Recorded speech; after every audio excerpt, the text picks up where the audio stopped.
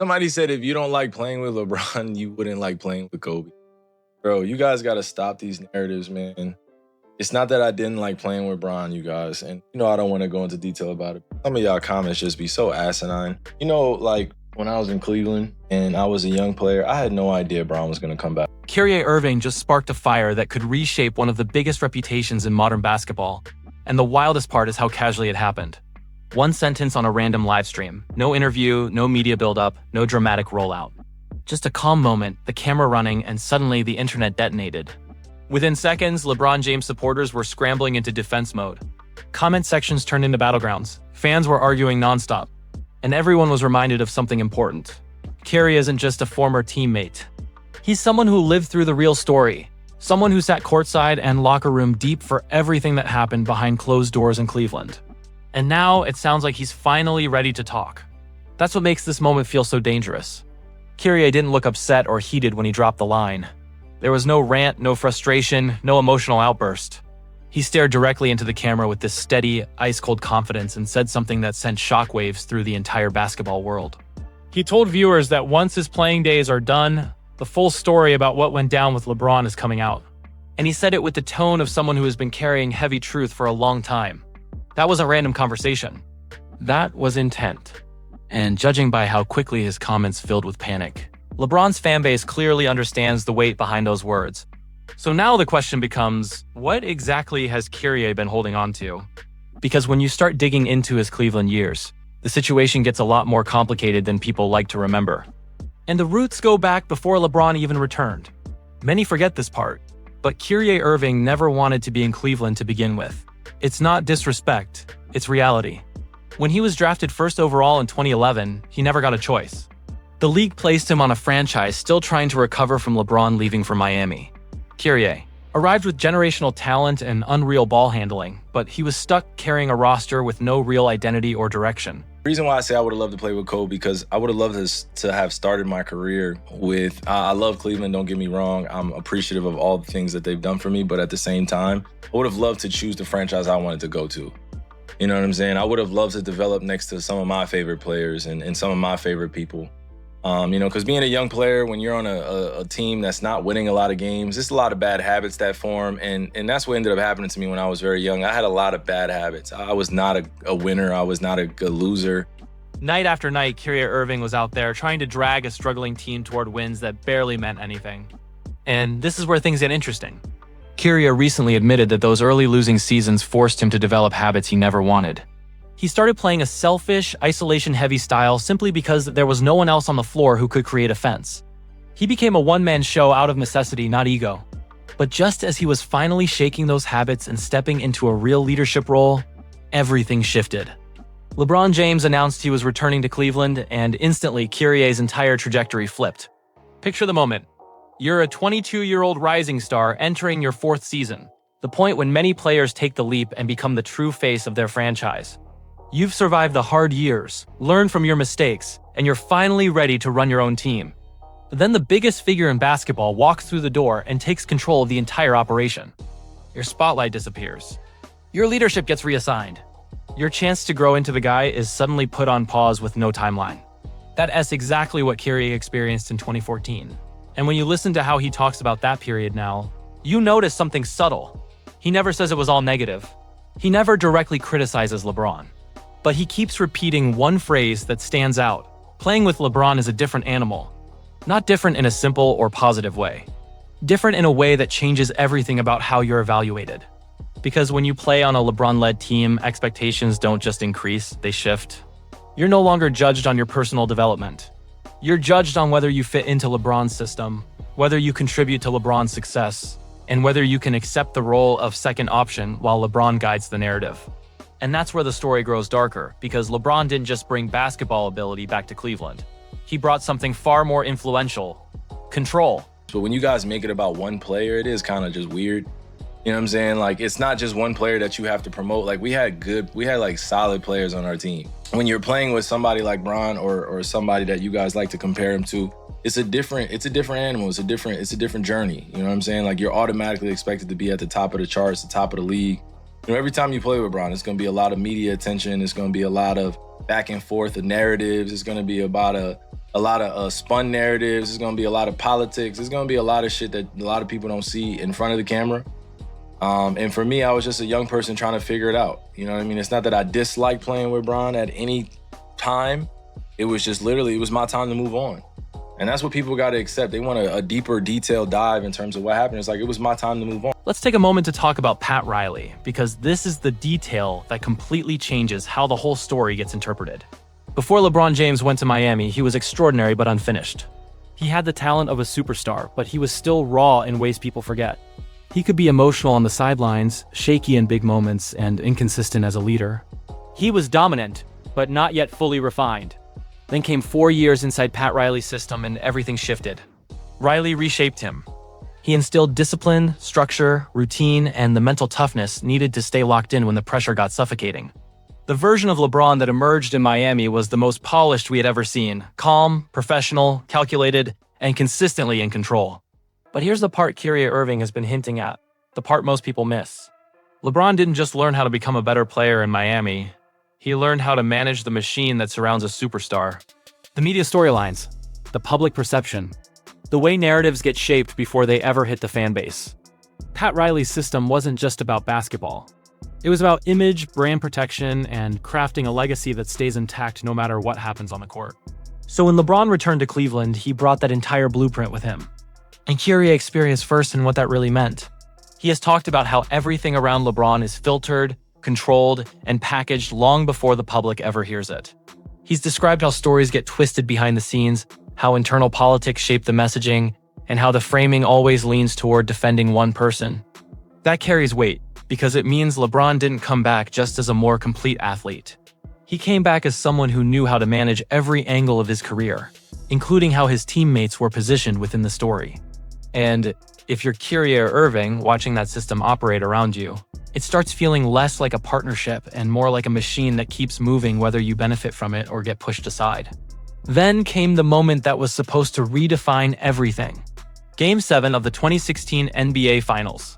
Kyrie Irving, just 24 years old, steps back over Stephen Curry with 53 seconds left and hits one of the coldest shots in basketball history. A pure dagger. Cleveland wins its first championship in more than 50 years. The city erupts. Generations of heartbreak disappear in a single moment.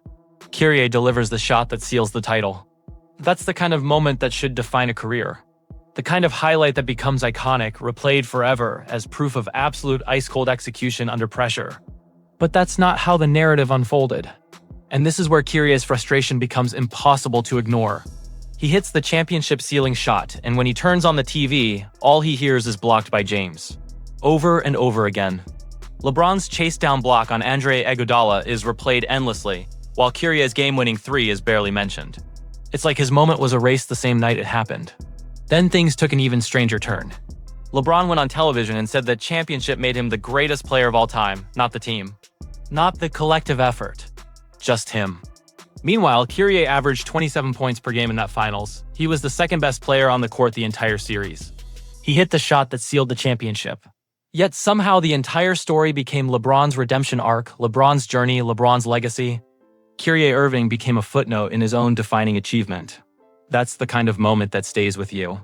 That's when you begin to understand the system around LeBron James' ISN to built to highlight the team. It's built to protect and elevate one individual, regardless of what actually unfolded on the floor. And from there, things only got harsher. Fast forward to the 2017 finals. Kyrie Irving is putting up 29 a night, matching Kevin Durant possession for possession while Golden State dominates every matchup. Durant is outplaying LeBron by a wide margin, yet somehow when the Cavaliers lose, the blame shifts everywhere except in LeBron's direction. Kyrie takes criticism. The role players get attacked. But LeBron remains untouched, shielded as always. Then, less than a month after that finals loss, something unbelievable happens. Trade rumors start circulating around Kyrie Irving, the same player who delivered Cleveland a championship. The same player who carried a massive load across 2 straight finals runs. Suddenly, he's being discussed like he's the problem. Think about how wild that is.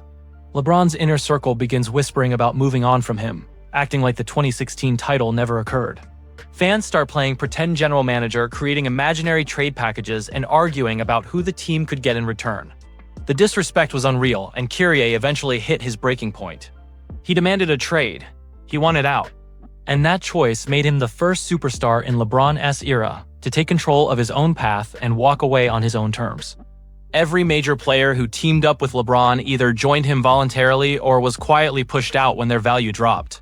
Dwyane Wade in his later seasons, Chris Bosh before the health issues ended his run, Kevin Love when his role shrank. None of them exited by choice. But Kyrie did. He looked at the entire system, realized it wasn't built for him to evolve, and said he was done. And LeBron's fan base never forgave him for that decision because his exit revealed something uncomfortable. The LeBron ecosystem only functions when everyone else accepts being replaceable. Kyrie refused to fit that mold, and it shattered the illusion. That's when the character attacks really began. And this wasn't ordinary basketball criticism. This was personal, targeted, and nonstop.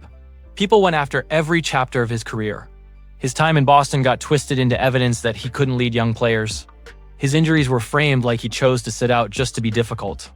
Even his personality got dragged, with people calling him strange, moody, or hard to work with. Every struggle Kyrie Irving faced got twisted into another claim that he couldn't succeed without LeBron James holding his hand. It didn't matter that he continued performing at an elite level. By that point, the narrative was already locked in, and nothing he did on the court could break through it. Then the pandemic arrived, and everything went completely off the rails. Kyrie made a personal decision not to take the COVID vaccine, and the backlash went nuclear. People weren't just disagreeing with his choice.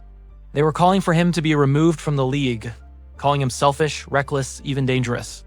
After a while, the outrage didn't feel like it was about health anymore. It felt like people wanted to punish him for daring to think for himself, for refusing to fall in line with the version of the story they expected from him. And the wildest part? A massive chunk of that anger came directly from LeBron's fan base. They acted like Kyrie's personal choice was some kind of attack on LeBron's legacy. The level of obsession was beyond normal fandom, and through all of it, where was LeBron? Silent. Completely silent. No support, no public acknowledgement, nothing. Just quiet distance while his fan base did the attacking. That's exactly what Kyrie meant when he talked about the politics behind the scenes. LeBron never needs to get involved directly. The machine does it for him. His fans control the narrative, his image stays clean, and he avoids the mess entirely. It's strategic, efficient, and undeniably ruthless. But this is where the story shifts. Kyrie didn't collapse. He didn't fall apart. He didn't prove the critics right. Instead, he went to Dallas and became a champion again. He's playing the sharpest, most focused basketball of his entire career. He's become a respected veteran voice, a mentor for younger players, and someone who finally found real peace. Not the media-friendly version of peace, but the kind that comes from knowing exactly who you are. And the biggest proof of that growth came when Luka Doncic was traded to the Lakers. Kyrie didn't panic or feel threatened. He stayed grounded, kept producing, and reminded the league that all those claims about him being impossible to build around were never true. He became one of the most dependable players on the roster, proving that the narrative was never about his talent. It was about people needing him to fail so they could protect someone else's story. And now we're back to that livestream moment. After everything he's been through, the hate, the distortions, the silence, Kyrie looked into the camera and made a promise. When his playing days are over, the real story is coming out. Trust him. If you followed this entire journey, drop your thoughts below and don't forget to like and subscribe because this story is far from finished. And the way he said it wasn't casual and it definitely wasn't a throwaway line. It carried the weight of someone who has been holding things in for years and is finally ready to put everything on the table. This isn't shaping up to be some polished diplomatic interview where he sidesteps the tough questions. This is shaping up to be Kyrie laying out everything that happened behind the scenes. The conversations the public never heard. The moments that got buried by the narrative machine, the parts of the story that were never supposed to reach the surface. Then he dropped another line that went even deeper. Nobody could ever live in his shoes, and nobody could ever say what they would have done in his position. That wasn't frustration. That was someone who knows things the rest of us don't. Someone who lived through experiences that would completely reshape how people see the entire Cleveland era if they ever came to light. And the way he delivered it with that subtle edge and that I'm not scared anymore energy made it clear he finished protecting other people's legacies at the expense of his own truth. So now the real question I send to whether Kyrie will talk, it's what happens to LeBron's legacy when he finally does. Because the system surrounding LeBron has been airtight for years. Every narrative gets steered, every storyline gets crafted, every bit of criticism gets redirected onto someone else. It's been controlled, precise, and incredibly effective. But Kyrie's promise cracks that structure. And once he starts revealing the politics, the tension, the honest conversations that happened away from cameras, that polished image might not walk away unscathed. Kyrie didn't need a documentary or a PR rollout to shake the foundation. He did it with a single sentence on a live stream. And judging by how fast people panicked, how quickly defenders mobilized, how aggressively fans rushed to discredit him before he even explained anything, it's obvious everyone already understands how dangerous his truth could be. The countdown has already started. Kyrie's retirement is only a few years away, and when that day comes, when he finally sits down and tells the full story without worrying about contracts, team politics, or league pressure, the entire basketball world will be locked in. Because the truth hits different when it comes from the person who lived through every second of it. And Kyrie Irving lived through all of it. Every decision, every conflict, every part of the story that got twisted into something else. And soon he's going to make sure everyone knows what really happened. If this story opened your eyes to what has been building between two of the biggest names in basketball, hit that subscribe button so you ready when Kyrie finally speaks. Because what is coming next is going to be bigger than anyone expects.